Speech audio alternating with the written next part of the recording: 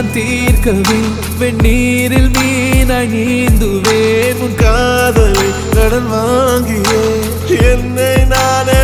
தாங்குவேன் உன் பாதியும் என் நீதியும் ஒன்றேதான் என்று வாழ்கிறேன் உன் கண்களில் நீர் சிந்தினால் அப்போதே செத்து போகிறேன் சாலையோர பூக்கள்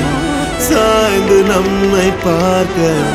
நாளை தேவையில்லை பெண்ணே நாளும் வாழலாம்